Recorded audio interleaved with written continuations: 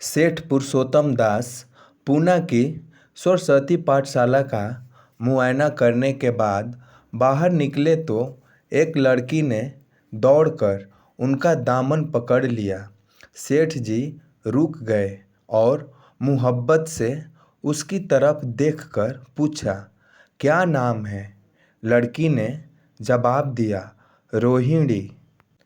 सेठ जी ने उसे गोद में उठा लिया और बोले, तुम्हें कुछ इनाम मिला? लड़की ने उनकी तरफ बच्चों जैसी गंभीरता से देखकर कहा, तुम चले जाते हो, मुझे रोना आता है, मुझे भी साथ लेते चलो। सेठ जी ने हंसकर कहा, मुझे बड़ी दूर जाना है, तुम कैसे चलोगी? रोहिणी ने प्यार से उनकी गर्दन में हाथ।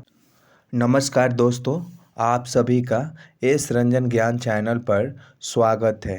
दोस्तों, अगर आप लोग हमारे चैनल पर नए हैं तो प्लीज़ दोस्तों हमारे चैनल को सब्सक्राइब कर लीजिए, वीडियो को लाइक कर दीजिए और मुंशी प्रेमचंद जी के कहानी को सुनना चाहते हैं तो इस वीडियो को लास्ट तक ज़रूर देखें। तो आपका ज़्यादा समय ना लेते हुए कहानी की शुरुआत करते हैं। और बोले, जहाँ तुम जाओगे वहीं मैं भी चलूँगी, मैं तुम्हारी बेटी हूँ। मदरसे के अफसर ने आगे बढ़कर कहा, इसका बाप साल भर हुआ नहीं रहा, माँ कपड़े सीती है, बड़ी मुश्किल से गुजर होती है। सेठ जी के स्वभाव में करुणा बहुत थी। यह सुनकर उनकी आंखें भर आई। उस भोली प्रार्थना में वह दर्द था जो पत्थर से दिल को पिघला सकता है। बेकसी और यतीमी को इससे ज़्यादा दर्दनाक ढंग से जाहिर करना नामुमकिन था। उन्होंने सोचा, इस नन्हे से दिल में न जाने क्या अरमान होंगे और लड़कियां अपने खिलौने दिखाकर कहती होगी, यह मेरे बाप ने दिए हैं। वह अपने बाप के साथ मदरसे आती होगी, उसके साथ मेले में जाती होगी और उनकी पसंद का जिक्र करती होगी। यह सब बातें सुन सुनकर इस भोली लड़की को भी ख्वाहिश होती होगी कि मेरे बाप होता। माँ की मुहब्बत में गहराई और आत्मिकता होती है जिसे बच्चे समझ नहीं सकते। बाप की मुहब्बत में खुशी और चाव होती है जिसे बच्चे खूब समझते हैं। सेठ जी ने रोहिणी को प्यार से गले लगा लिया और बोले, अच्छा, मैं तुम्हें अपनी बेटी बनाऊंगा, लेकिन खूब जी लगाकर पढ़ना। अब छुट्टी का वक्त आ गया है, मेरे साथ आओ, तुम्हारे घर पहुंचा दूं। यह कहकर उन्होंने रोहिणी को अपनी मोटर कार में बिठा लिया। रोहिणी ने बड़े इत्मीनान और गौर से अपनी सहेलियों की तरफ देखा। उसकी बड़ी बड़ी आंखें खुशी से चमक रही थी और चेहरा चांदनी रात की तरह खिला हुआ था। सेठ ने रोहिणी को बाजार की खूब सैर कराई और कुछ उसकी पसंद से, कुछ अपनी पसंद से बहुत सी चीज़ें खरीदी। यहाँ तक कि रोहिणी बातें करते करते कुछ थक सी गई और खामोश हो गई। उसने इतनी चीज़ें देखी और इतनी बातें सुनी कि उसका जी भर गया। शाम होते होते रोहिणी के घर पहुँचे और मोटर कार से उतरकर रोहिणी को अब कुछ आराम मिला। दरवाज़ा बंद था उसकी माँ किसी ग्राहक के घर कपड़े देने गई थी। रोहिणी ने अपने तोहफों को उलटना पलटना शुरू किया।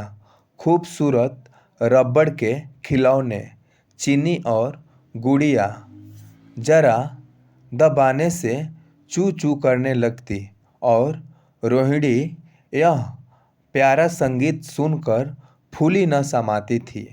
रेशमी कपड़े और रंग बिरंगे साड़ियों की कई बंडल थे, लेकिन मखमली बूटी की गुलकारियों ने उसे खूब लुभाया था। उसे उन चीज़ों के पाने की जितनी खुशी थी, उससे ज़्यादा उन्हें अपनी सहेलियों को दिखाने की बेचैनी थी। सुंदरी के जूते अच्छे सही, लेकिन उनके ऐसे फूल कहाँ हैं? ऐसी गुड़िया उसने कभी देखी भी न होगी। इन ख्यालों से उसके दिल में उमंग भर आई और वह अपनी मोहिनी आवाज़ में एक गीत गाने लगी। सेठ जी दरवाजे पर खड़े इन पवित्र दृश्य का हार्दिक आनंद उठा रहे थे।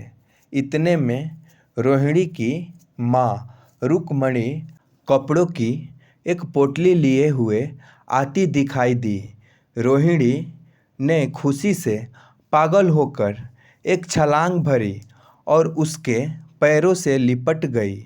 रुक्मणी का चेहरा पीला था, आँखों में हसरत और बेकसी छिपी हुई थी। गुप्त चिंता का सजीव चित्र मालूम होती थी, जिसके लिए जिंदगी में कोई सहारा नहीं। मगर रोहिणी को जब उसने गोद में उठाकर प्यार से चूमा, तो जरा देर के लिए उसकी आंखों में उम्मीद और जिंदगी की झलक दिखाई दी। मुरझाया हुआ फूल खिल गया। बोली, आज तू इतनी देर तक कहाँ रही? मैं तुझे ढूंढने पाठशाला गई थी। रोहिणी ने कहा, मैं मोटर कार पर बैठकर बाजार गई थी। वहाँ से बहुत अच्छी अच्छी चीज़ें लाई हूँ। वह देखो कौन खड़ा है।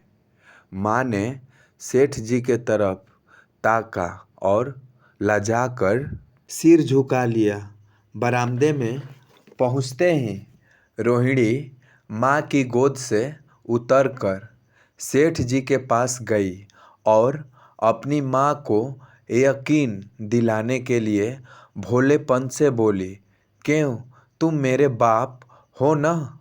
सेठ जी ने उसे प्यार करके कहा, हाँ, तुम मेरी प्यारी बेटी हो। रोहिणी ने उनसे मुंह की तरफ याचना भरी आंखों से देखकर कहा, अब तुम रोज यहीं रहा करोगे? सेठ जी ने उसके बाल सुलझाकर जवाब दिया, मैं यहाँ रहूँगा तो काम कौन करेगा? मैं कभी कभी तुम्हें देखने आया करूँगा, लेकिन वहाँ से तुम्हारे लिए अच्छी अच्छी चीज़ें भेजूँगा। रोहिणी कुछ उदास सी हो गई। इतने में उसकी माँ ने मकान का दरवाज़ा खोला और बड़ी फुर्ती से मैल बिछावन और फटे हुए कपड़े समेटकर कोने में डाल दिए कि कहीं सेठ जी की निगाह उन पर न पड़ जाए। यह स्वाभिमान स्त्रियों की खास अपनी चीज़ है।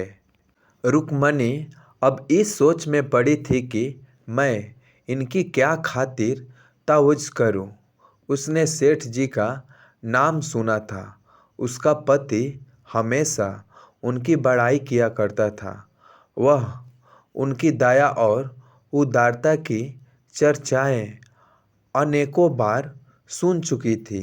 वह उन्हें अपने मन का देवता समझा करती थी। उसे क्या उम्मीद थी कि कभी उसका घर भी उसके कदमों से रोशन होगा।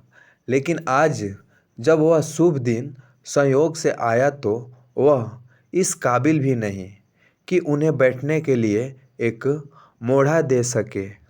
घर में पान की इलायची भी नहीं। वह अपने आंसुओं को किसी तरह न रोक सकी। आखिर जब अंधेरा हो गया और पास के ठाकुर द्वार से घंटों और नगाड़ों की आवाज़ें आने लगी तो उन्होंने जरा ऊंची आवाज़ में कहा, भाई जी, अब मैं जाता हूँ। मुझे अब भी यहाँ बहुत काम करना है। मेरी रोहिणी को कोई तकलीफ़ न हो। मुझे जब मौका मिलेगा उसे देखने आऊँगा। उसके पालने पोसने का काम मेरा है और मैं उसे बहुत खुशी से पूरा करूँगा। उसके लिए अब तुम कोई फिक्र मत करो। मैंने उसका वाजीफा बांध दिया है और यह उसकी पहली किस्त। यह कहकर उन्होंने अपना खूबसूरत बटुआ निकाला और रुक्मणी के सामने रख दिया। गरीब औरत की आंखों में आंसू जारी थे। उसका जी बरबस चाहता था कि उसके पैरों को पकड़कर खूब रोए। आज बहुत दिनों के बाद एक सच्चे हमदर्द की आवाज़ उसके मन में आई थी। जब सेठ जी चले तो उसने दोनों हाथों से प्रणाम किया। उसके हृदय की गहराइयों से प्रार्थना निकली, आपने एक बेबस पर दया की है। ईश्वर आपको इसका बदला दे। दूसरे दिन रोहिणी पाठशाला गई तो उसकी बाकी सज धज आँखों में खूबी जाती थी। उस्तानियों ने उसे बारी बारी प्यार किया और उसकी सहेलियाँ उसकी एक एक चीज़ को आश्चर्य से देखती और ललचाती थी। अच्छे कपड़ों से कुछ स्वाभिमान का अनुभव होता है। आज रोहिणी वह गरीब लड़की न रही जो दूसरों की तरफ विवश नेत्रों से देखा करती थी। आज उसकी एक एक क्रिया से शैशवोचित गर्व और चंचलता टपकती थी और उसकी जबान एक दम के लिए भी न रुकती थी। कभी मोटर की तेजी का जिक्र था, कभी बाजार की दिलचस्पियों का बयान, कभी अपनी गुड़ियों के कुशल मंगल की चर्चा थी और कभी अपने बाप की मोहब्बत की दास्तान। दिल था कि उमंगों से भरा हुआ था। एक महीने बाद सेठ पुरुषोत्तम दास ने रोहिणी के लिए फिर तोहफे और रुपए रवाना किए। बेचारी विधवा को उनकी कृपा से जीविका की चिंता से छुट्टी मिली। वह भी रोहिणी के साथ पाठशाला आती और दोनों माँ बेटियाँ एक ही दर्जे के साथ साथ पढ़ती। लेकिन रोहिणी का नंबर हमेशा माँ से अव्वल रहा। सेठ जी जब पूना की तरफ से निकले तो रोहिणी को देखने जरूर आते और उनका आगमन उसकी प्रसन्नता और मनोरंजन के लिए महीनों का सामान इकट्ठा कर देता। इसी तरह कई साल गुजर गए और रोहिणी ने जवानी के सुहाने हरे भरे मैदान में पैर रखा, जबकि बचपन की भोली भाली अदाओं में एक खास मतलब और इरादों का दखल हो जाता है। रोहिणी अब आंतरिक और बाह्य सौंदर्य में अपनी पाठशाला की नाक थी। हाव भाव में आकर्षक गंभीरता, बातों में गीत का सा खिंचाव और गीत का सा आत्मिक रस था। कपड़ों में रंगीन सादगी, आँखों में लाज, संकोच, विचारों में पवित्रता। जवानी थी, मगर घमंड और बनावट और चंचलता से मुक्त। उसमें एक एकाग्रता थी। ऊंचे इरादों से पैदा होती है स्त्रियोचित उत्कर्ष की मंजिलें। वह धीरे धीरे तय करती चली जाती थी। सेठ जी के बड़े बेटे नरोत्तम दास कई साल तक अमेरिका और जर्मनी की यूनिवर्सिटियों की खाक छानने के बाद इंजीनियरिंग विभाग में कमाल हासिल करके वापस आए थे। अमेरिका के सबसे प्रतिष्ठित कॉलेज में उन्होंने सम्मान का पद प्राप्त किया था। अमेरिका के अखबार एक हिंदुस्तानी नौजवान की इस शानदार कामयाबी पर चकित थे। उन्हीं का स्वागत करने के लिए बम्बई में एक बड़ा जलसा किया गया था। इस उत्सव में शरीक होने के लिए लोग दूर दूर से आए थे। सरस्वती पाठशाला को भी निमंत्रण मिला और रोहिणी को सेठ जी ने विशेष रूप से आमंत्रित किया। पाठशाला में हफ्तों तैयारियां हुई।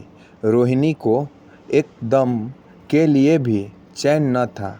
यह पहला मौका था कि उसने अपने लिए बहुत अच्छे अच्छे कपड़े बनवाए।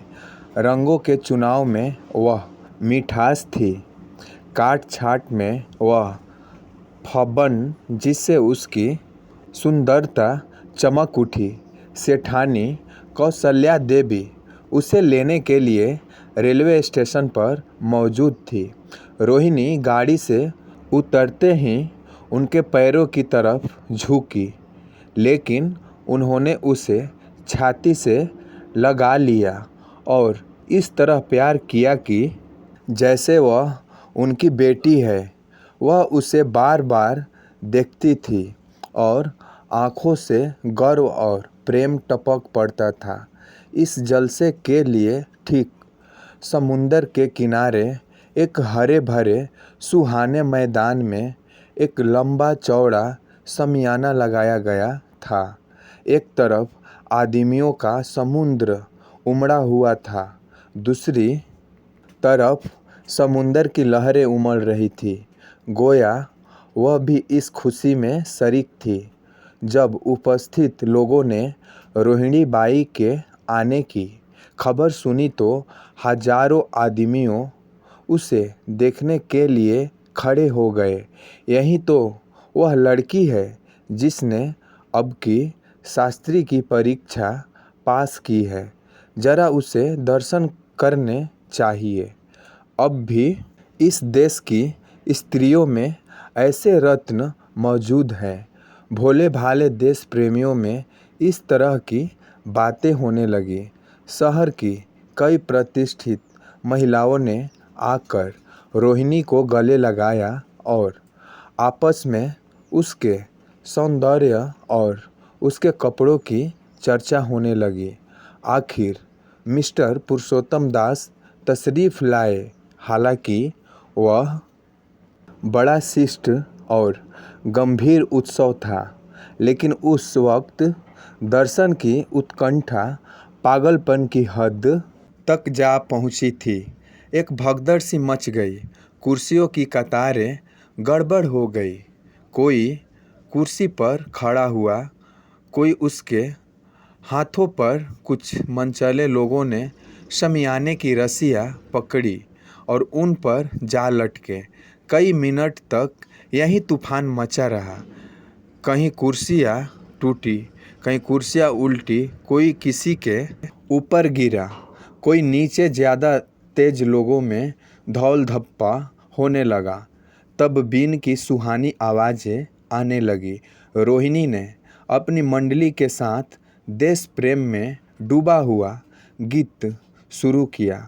सारे उपस्थित लोग बिल्कुल शांत थे और उस समय वह सुरीला राग उसकी कोमलता और स्वच्छता, उसकी प्रभावशाली मधुरता, उसकी उत्साह भरी वाणी दिलों पर वह नशा सा पैदा कर रही थी जिससे प्रेम की लहरें उठती हैं, जो दिल से बुराइयों को मिटाता है और उससे जिंदगी की हमेशा याद रहने वाली यादगारें पैदा हो जाती है।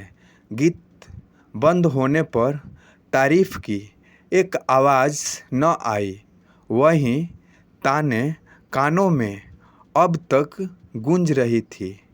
गाने के बाद विभिन्न संस्थाओं की तरफ से अभिनंदन पेश हुए और तब नरोत्तम दास लोगों के धन्यवाद देने के लिए खड़े हुए, लेकिन उनके भाषण से लोगों को थोड़ी निराशा हुई।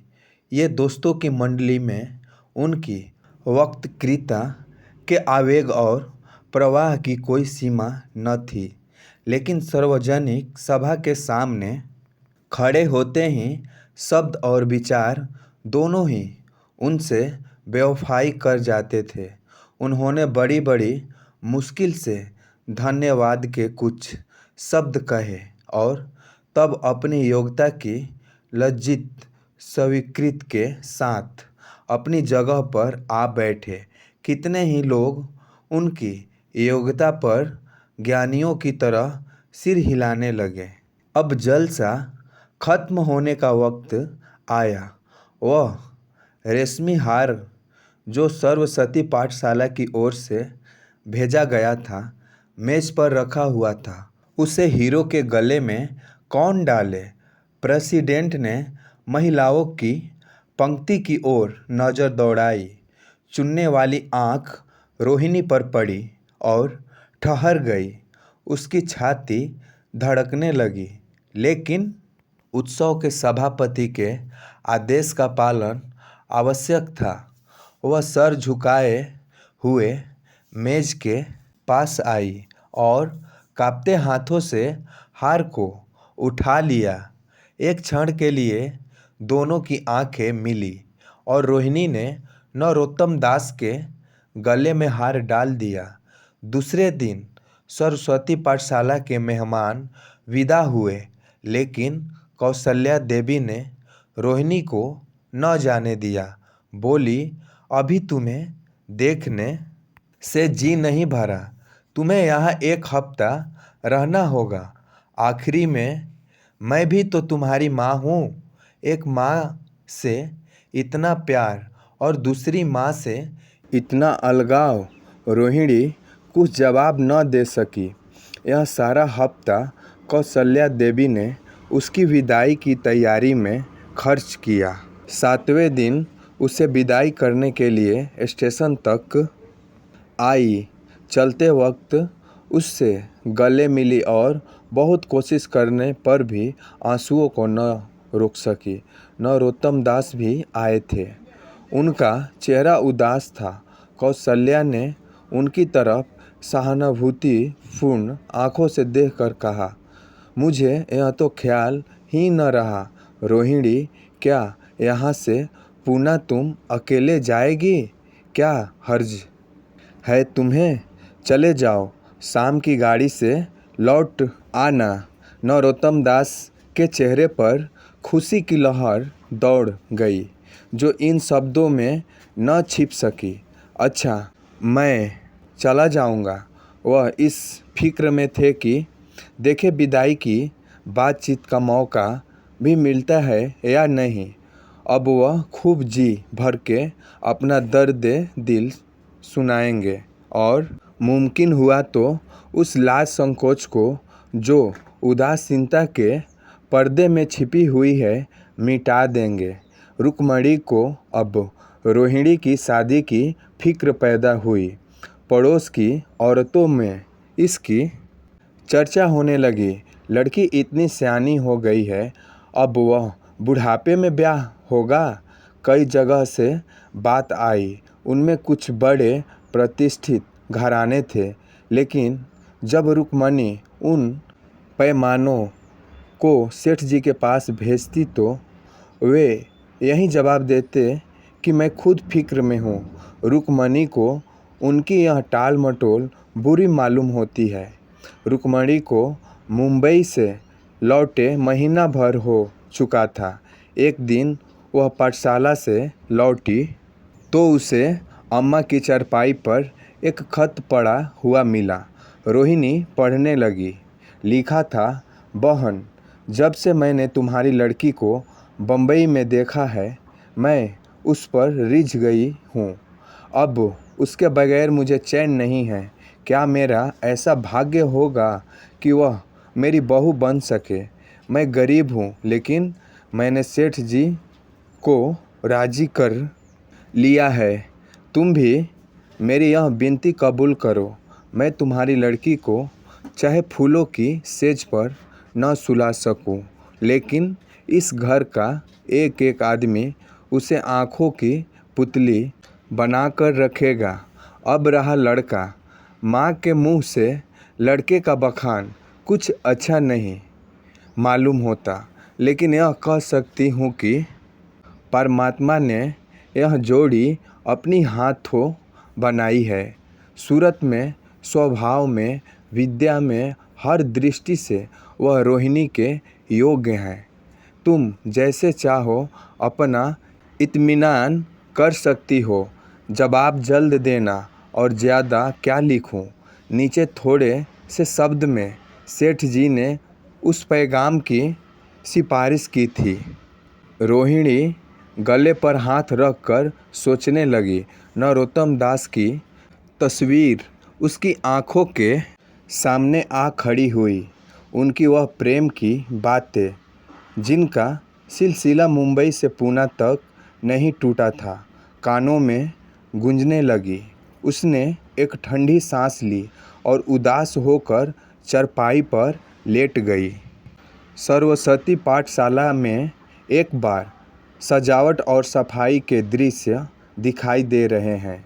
आज रोहिणी की शादी का शुभ दिन, शाम का वक्त, बसंत का सुहाना मौसम, पाठशाला के दरों दीवारों मुस्कुरा रहे हैं और हरा भरा बगीचा फूला नहीं समाता। चंद्रमा अपनी बारात लेकर पूरब की तरफ से निकला। उसी वक्त मंगलाचरण का सुहाना राग उस रूपहली चांदनी और हल्के हल्के हवा के झोंकों में लहरें मारने लगा। दूल्हा आया। उसे देखते ही लोग हैरत में आ गए। वह नरोत्तम दास थे। दूल्हा मंडप के नीचे गया। रोहिणी की माँ अपने को रोक न सकी। उसी वक्त जाकर सेठ जी के पैर पर गिर पड़ी। रोहिणी की आँखों से प्रेम और आनंद के आंसू बहने लगे। मंडप के नीचे हवन कुंड बना था। हवन शुरू हुआ। खुशबू की लपटें हवा में उठी और सारा मैदान महक गया। लोगों के दिलो दिमाग में ताजगी की उमंग पैदा हुई। फिर संस्कार की बारी आई। दूल्हा और दुल्हन ने आपस में हमदर्दी, जिम्मेदारी और वफादारी के पवित्र शब्द अपनी जुबानों से कहे। विवाह की वह मुबारक जंजीर गले में पड़ी, जिसे वजन है, शक्ति है, पाबंदियां हैं, लेकिन वजन के साथ सुख और पाबंदियों के साथ विश्वास है। दोनों दिलों में उस वक्त एक नई बलवान आत्मिक शक्ति की अनुभूति हो रही थी। जब शादी की रस्में खत्म हो गई तो नाच गाने की मजलिस का दौर आया। मोहक गीत गूंजने लगे। सेठ जी थक कर चूर हो गए थे। जरा दम लेने के लिए बगीचे में जाकर एक बेंच पर बैठ गए। ठंडी ठंडी हवा आ रही थी। एक नशा सा पैदा करने वाली शांति चारों तरफ छाई हुई थी। उसी वक्त रोहिणी उनके पास आई और उनके पैरों से लिपट गई। सेठ जी ने उसे उठाकर गले से लगा लिया और हंसकर बोले, क्यों, अब तो तू मेरी अपनी बेटी हो गई। हेलो दोस्तों, मुंशी प्रेमचंद जी की ये कहानी आप लोगों को कैसी लगी प्लीज़ हमें कमेंट बॉक्स में ज़रूर बताएं। तो मिलते हैं अगले वीडियो में, तब तक के लिए जय हिंद, वंदे मातरम।